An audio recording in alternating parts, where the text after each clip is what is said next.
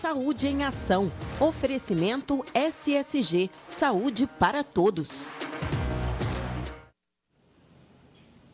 Nós que estamos no Novembro Azul, que é o mês de prevenção e conscientização do câncer de próstata, não podemos deixar de trazer esse tipo de conteúdo aqui. E hoje convidamos o urologista Luiz Gustavo Cripa para tirar todas as dúvidas. Bom dia, doutor. Bem-vindo mais uma vez. Bom dia, Patrícia. A última vez acho que foi lá no outro cenário, foi inclusive, no outro, né? Exatamente. Doutor, quando a gente fala, né, do Novembro Azul, para falar de prevenção, a partir de que momento que o homem deve começar a se preocupar com isso e buscar mesmo consultas e exames para se prevenir? Isso. Em se tratando de câncer de próstata, né, o que a gente sempre preconiza, o que a gente orienta é o que a Sociedade Brasileira de Urologia sempre diz pra gente, né? Então, se o homem tem fator de risco para o desenvolvimento do câncer de próstata, a gente gosta de antecipar para 40, 45 anos de idade que o homem comece a fazer as visitas frequentes ao urologista. Caso o homem não tenha fator de risco, está autorizado que ele se inicie nesse processo todo aos 50 anos. O que é um fator de risco? Então, por exemplo, os principais fatores de risco para o desenvolvimento do câncer de próstata, o primeiro deles é a hereditariedade. Então, se o homem tem parentes de primeiro grau, principalmente um pai, avô, tios ou até irmãos com a doença, esse paciente tem um risco 2 a 3 vezes maior de desenvolver a doença. E os afrodescendentes também têm um risco maior de desenvolver a doença, por isso que a gente sempre orienta que eles iniciem aos 40 ou 45 anos também o preventivo para a próstata. Né? Hábitos são fatores de risco também? Exatamente. Hoje em dia a gente sabe que cada vez mais o estilo de vida, tanto do homem quanto da mulher, aumenta o risco de uma série de doenças. E já está mais que estudado que o câncer de próstata também é mais prevalente em pessoas obesas, sedentárias, tabagistas, com outras doenças como hipertensão, diabetes, o próprio aumento do volume da cintura abdominal, que é o que compromete a pessoa, aumenta o risco dela ter diabetes, pré-diabetes, e a síndrome metabólica, né, que é a hipertensão, obesidade. Isso aumenta também o risco de desenvolvimento do câncer de próstata. Então, sabe-se que se cuidar e prevenir essas outras condições também diminui o risco da doença. Considerando isso, doutor, até a gente falou isso no Outubro Rosa, a gente vê que mulheres muito jovens estão tendo esse diagnóstico, né, de câncer de mama.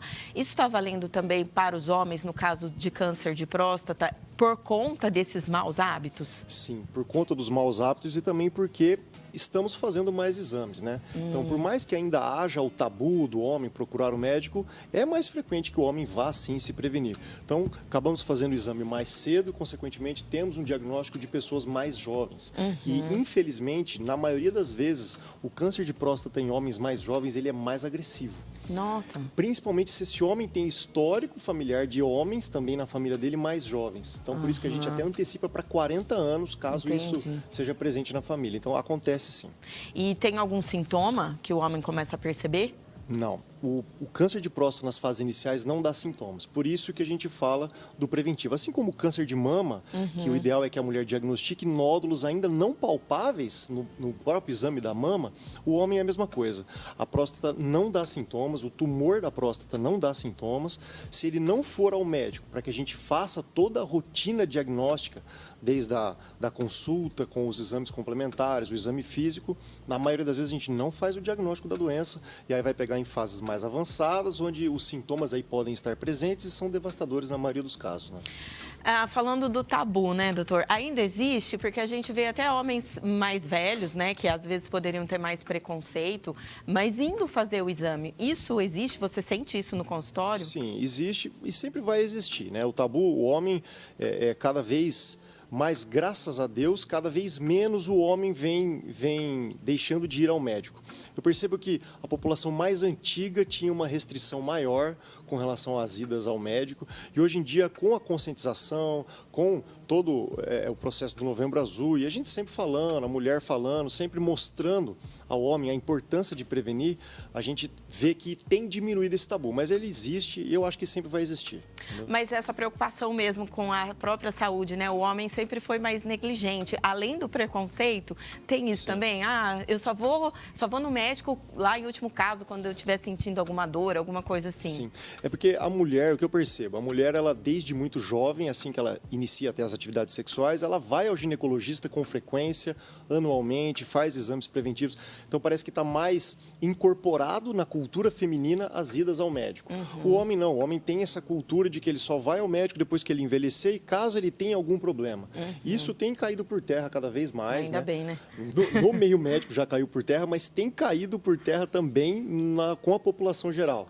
Tanto o homem quanto os próprios familiares desse homem têm conscientizado ele de que ele tem que ir sem sentir nada, né? E caso seja diagnosticado o câncer de próstata, o tratamento é aquele tradicional de câncer, quimioterapia, essas coisas? Então, isso que é interessante. O câncer de próstata, a quimioterapia por si, ela só é utilizada nos casos muito avançados da doença. Ah, tá. Os casos diagnosticados precocemente, o tratamento ele é essencialmente cirúrgico.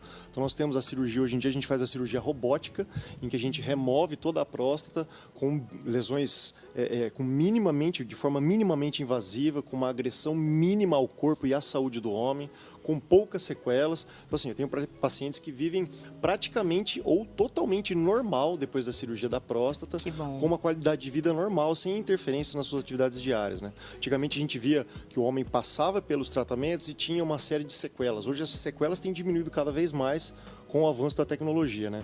Então, os métodos...